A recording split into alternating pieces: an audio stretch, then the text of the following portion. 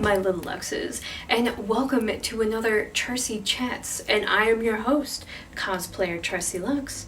And I am in fact still Crystal, the anti-love demon, because we are still technically celebrating Happy Vengeful Valentine's Day. Yes, Valentine's has come and gone, thank God, but I am still going to continue my theme. But for Charsie Chats, obviously, I always have the saying that it's just me being me, low edits, or whatever the heck I want to do with it. It's my channel. I can do what I want with it, damn it. Oh, wait, you serious? Let me laugh even harder. I kind of wanted to come on here and to talk about the fact that the ghost story that I had just recently made and had shared on my Scary Stories My Father Told Me channel, that the secret is very loosely based on a true story that had happened to me. So this was something that when talking with my therapist, these were suggestions that she was giving me, was that these traumatic situations that have happened to me throughout my life, that what if I found a way to be creative and take a negative and turning it into a positive? Because that's been my new thing. That has been something that I've been trying to do, is to turn a weakness into a strength. And finding ways of taking these old terrible situations that had happened to me from before, when I was younger, or even recently, and turning them into stories. And this one was one of those where it's like, okay, there was a lot of situations in there that obviously did not happen in real life. So I was thinking about maybe even talking about the fact of the real situation and what had happened to me, because these are also examples. And the fact that, you know, parents always have that fear for their children and wondering, it's like that stupid commercial at night, but it's also a good idea, was when it would come on and you would see the local police station being like, it's 10 o'clock at night, do you know where your kids are? But it's so true, it's 10 o'clock at night, do you know where your kids are? So I kind of wanted to talk about it. Obviously, I'm going to be changing names for the privacy of people, and that I think I might even just keep the names that I had used for my very loosely based story off of the real story.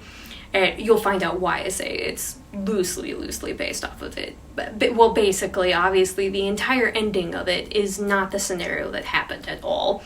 Nobody was murdered, nobody was killed, and nobody was R-word. I have to be so careful about the words that I use on here, that for whatever reason, certain words and terms can restrict videos here on YouTube. So I want to use the actual words. I want to be able to use the words like the M word and the K word and the S word. We want to. But I have to start learning to restrict myself due to the fact of here on YouTube. So especially if I want to start getting into talking about true crimes and that kind of stuff again. I did it once when I talked about Elizabeth Bathory, and that was like 2 years ago now. But if I want to get back into that, I have to find these different terms and ways that people say things. Like, instead of Kill, people are unalive. And you have to say, instead of RAPE, you have to say take advantage of, been taken advantage of, and that kind of stuff. Or abbreviating things. So you have DV, you have SA, and it's frustrating at the same time, because when we want to give facts to people, we want to be factual. And I don't know why YouTube has this type of thing. I mean, this can be a Charsie Chats in itself in the future, and talking about the fact that that's a problem and an issue in itself, is that we put too much power and emphasis into words. And I understand that we're fighting back against certain things, certain bullies, and that kind of shit. I fully support and understand that. But we're getting carried away when it comes to words and giving words too much power or taking away words that are important for scientific reasons or from history just in general. And this is one of those things where it's like, we can't lose history. I have a minor in history and I love history. I'm fascinated with it. And we need to be studying the truth, the factual truth, so we don't make the same mistakes. And over again, we're seeing it in history. We always make the same mistakes. And everything swings like a pendulum as well. When you have one extreme, there's a side that's going to fight back, so you're going to see that pendulum swing and you're going to start seeing the opposite happen. It's what happens. It's what has always happened in history. But anyway, I'm getting off topic at this point. So to tell my factual story of the situation that happened and how the secret came to be was that, oh God, how long ago would this have been? I would have been, I want to say, a sophomore in high school. So that would have been 2004. And no, actually, I'm going to say I was a junior. Let's get this factual. I would have been a junior in high school. That would have been 2005. And I was 17 at the time. Now, in the area I was living when I was a kid, in my hometown and everything, the curfew is 17 years old, and I was 17 at the time.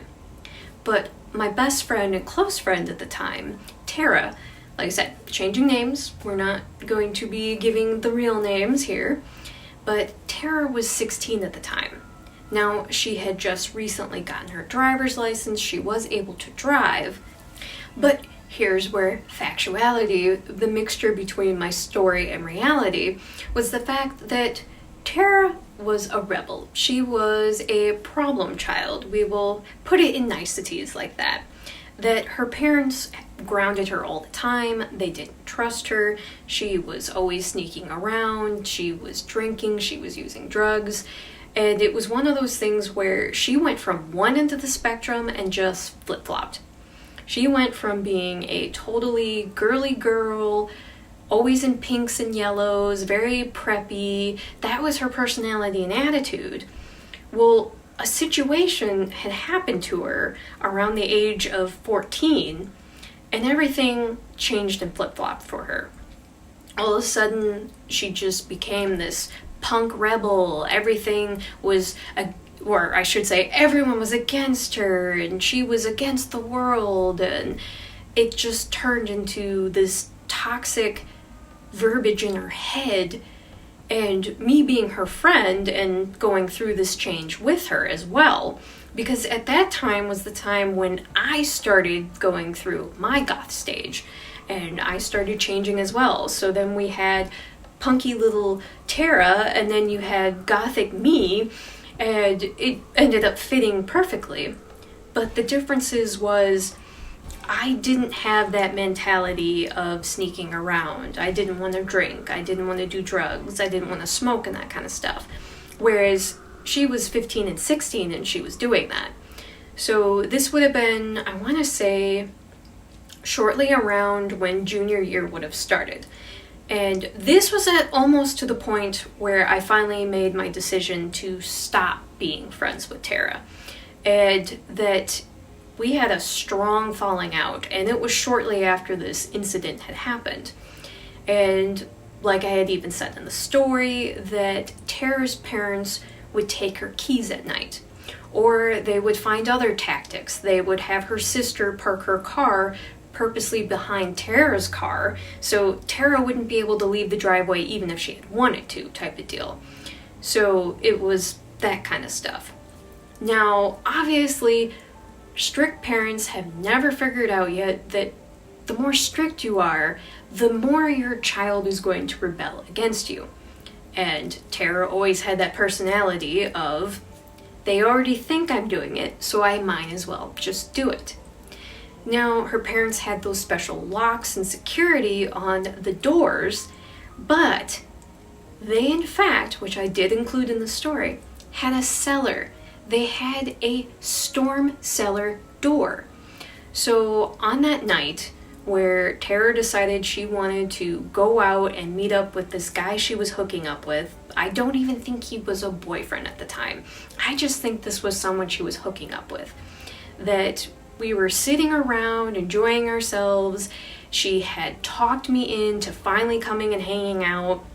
We were already kind of at odds and ends, and I was getting tired of her excuses, and we were supposed to be hanging out and watching horror movies together. Tara was my horror movie buddy. And the whole entire time that trying to sit and watch this movie and me trying to talk to her and goof around, anytime I was bringing up a subject, I could see that she was not interested in what I was doing, and she was on her cell phone. Now, mind you, this was at the time with the cell phones when texting was expensive, because you would send a text, it would cost you 10 cents. If you received a text, it was 10 cents. So the fact that she even had a cell phone was a huge thing in itself. And I think that Tara's parents thought that if she had the cell phone, they would have a better grasp of what she was doing. I truly don't know, because you gotta know, like, when you get the cell phone bill, unless they were clueless to the fact of, I don't know. I'm getting off topic.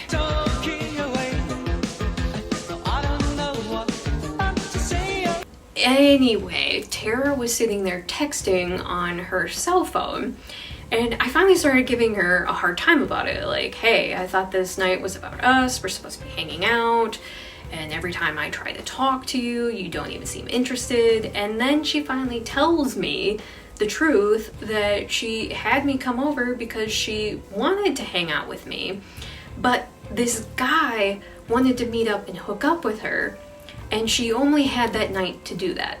That he basically told her it's either tonight or forget about it. So in that moment, that was more important to her, not us trying to fix our friendship that has been completely unstable and rocky at that time. It was, oh, I want to meet up with this guy and hook up with him. Now, she was telling me that we were getting together to go to a party. So that was Tara's story to me, was that we were going to go out and have a fun time, and we were going to this party. I was not that type. You could definitely say that back in the day, I was a prude. I did not want to have anything to do with any of that lifestyle. I had it ingrained in my head from my mom that, well, basically to be terrified of that kind of situation. There was a long time that I had no interest in alcohol whatsoever. I didn't even start drinking until I was 22. So that's how long it was, and how much it was pushed into my brain that alcohol was bad. Obviously, it's, if used correctly and safely, alcohol is fine. But, so, Tara telling me that, hey, we are going to this party instead, but we have to wait until my parents go to bed, and we're gonna sneak out. This is how I found out how Tara snuck out at night. So after her parents had gone to bed, and the fact that they had hidden her keys from her again, there was no way that we were gonna sneak out and use her car. And I had my car, but I had flat out told her, I'm like, there's no way we can leave with my car, because my muffler at the time had a big gaping hole in it. So if we would have turned on my car, it was gonna be super loud. And I was already pissed off and didn't want to go. So it's like, why would I want to provide the vehicle? Because if we got pulled over, it would be on me for having my friend with me, because she was not 17 at the time, she was 16. I would have been fine and safe. But, so, she decides, oh, I have the plans and I know what's going to happen. So we snuck out through the basement, through the storm cellar door, and snuck down the fence line all the way until we got to the park because this guy that she wanted to hook up with, we'll call him Travis. I think that's the name I gave him in the story too. That Travis was picking us up in the park. So Travis takes us to the house that he was hanging out with, because he was hanging out with, what names did I give those to? I think I had Dan and John. So we go to John's house, and right away I can tell something's suspicious because I had brought up the fact, I'm like, I thought we were coming here for a party. Well, it was actually Travis who had said, he's like, party? What are you talking about? Candy time. A few moments later. But yeah, it was actually Travis who had flat out said, he goes, party? What are you talking about? And so this, of course, makes me even more upset with Tara because she had lied to me. You want to say hi? She was at the door just a second ago, so she wanted to come in and say hi. Yeah, you want to help tell the story? You weren't even around at that time. You weren't even around. Baby. Ugh. Actually, here, I'm gonna put you up here. So you don't... So hopefully you don't knock into the camera, so you stay over there. So I already was pretty angry with Tara, so this just angered me even more that she had lied about the fact we were supposed to be going to a party. At the same time, if I look back on it, I'm thankful that there wasn't a party going on because I can just imagine how much worse that would have been. But neither here nor there. Anyway, so we get into John's house, so come to find out it was just John, Dan, and Travis were all just hanging out playing video games. Well, Tara starts picking at him and she's like, well, we're here, we don't want to be playing video games, so why don't we watch a movie or something? So we ended up putting in Jackass of all films. So we're sitting around watching this goofy comedy, and I want to say probably about a good 20 minutes into the movie in that, Tara and Travis disappear. And of course they were going to go get drinks, but I already had a strong feeling what was going on, why we were even there. And it's so freaking awkward. I'm already a shy, introvert, quiet kid who was very, very awkward in social situations, and learning now that I have social anxiety, it makes perfect sense. So everyone always just assumed that I was a big, gigantic bitch that didn't like people.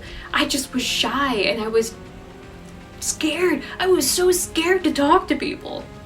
So already feeling uncomfortable and awkward, and I'm sitting with John and Dan and we're watching Jackass, and my friend has officially disappeared. And figuring out pretty quickly when they weren't coming back what was going on, and that Tara was there to hook up with this Travis guy, told me the story in the line that we were going to go to this party, and that she had lied to me on so many levels, and that she was just going there to hook up with this guy. So they finally get done with their business, come back, acting like nothing had happened, but when you're gone through pretty much the entire film, because by that time it was getting to the end credits of the movie, and Tara was looking at the time and she's like, okay, can you take us back to my place, or can you at least drop us off at the park? And since Travis got his, he could care less about taking us back home or taking us back to the park so that we could get back to Tara's place. And he was so freaking smug about the whole entire thing, where he's just like, find your own ride back. It's literally his, I'm being a fuckboy and I got mine, so why do I care about taking you back? Of course he'd pick us up because he didn't have it yet. So I am shocked. Shocked. Well, not that shocked.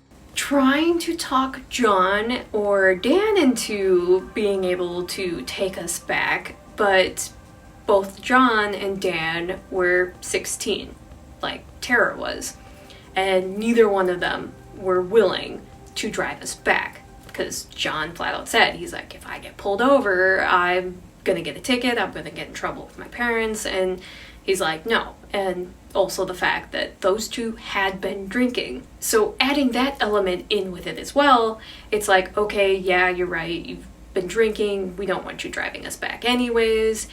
So we are literally stranded on the other side of town because John's house was on the opposite end of where Tara lived. So it is 2 a.m. and we are officially sneaking through town so that we don't get caught. At the same time, I would have been fine.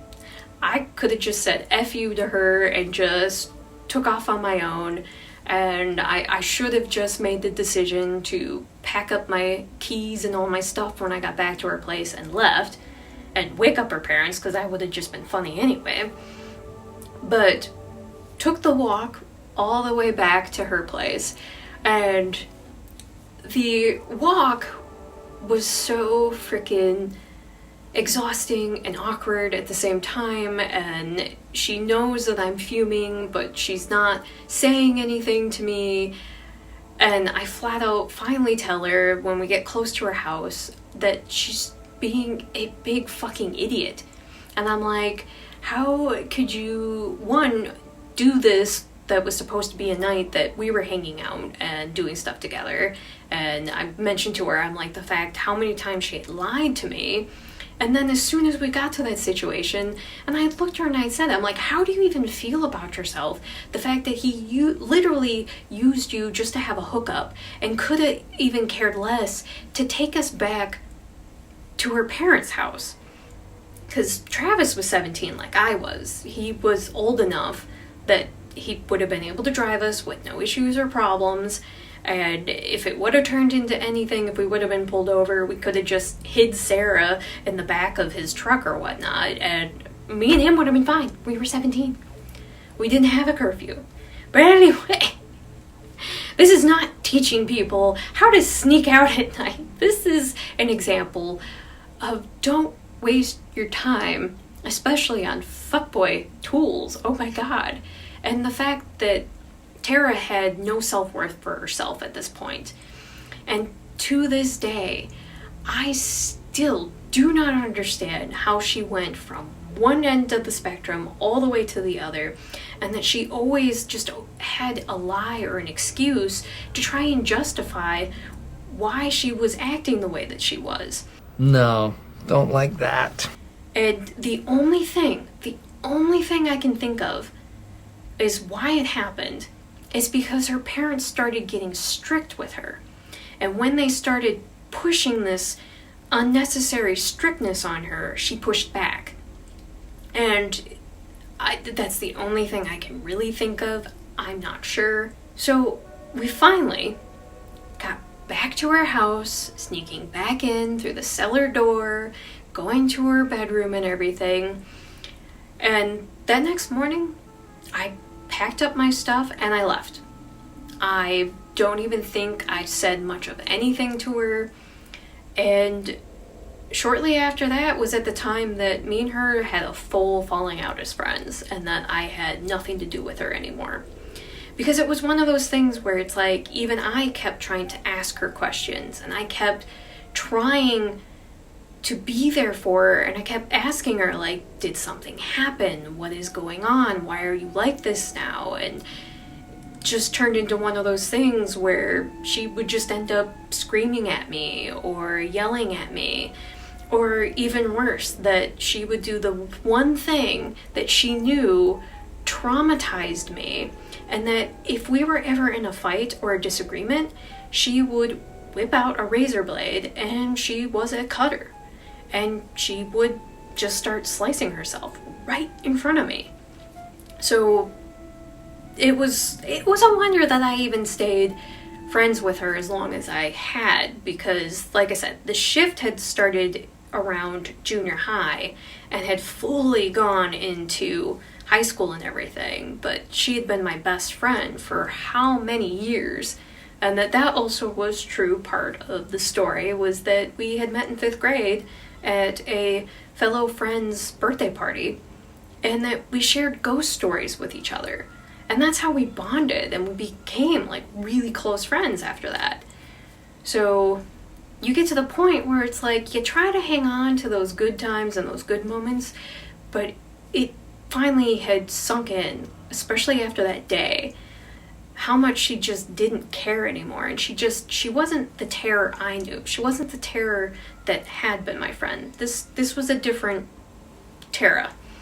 And they always say that every 7 years a person changes, and you're not the same person that you were 7 years ago. So in the long run, yeah, that is very, very, very, very true. So wanted to share this story and the fact that, and yes, that the secret is very loosely based off of truth, and obviously Tara was not taken advantage of in that way or form, but he did use her to get what he wanted at that time. And obviously I can understand in that point of view that how awful she could have even felt about herself, because I can just imagine how much that would have been a punch in the gut for her and how much that would have affected her self-esteem and everything. But actually, I remember now, the last time I had talked to her shortly after that was when she had told me that she had met up with this Travis guy to hook up with him again. That was it. Now I remember. These are those things where it's like, oh, if I talk about it, it's like slowly it dawns on me, and it's like, that's right. That was why. Because I had finally said, I'm done, I'm out, I can't deal with it anymore. Run away! Run away! Run away! Because she had hooked up with him and she wanted to complain about him to me. And I'm like, I'm done listening. I'm outie.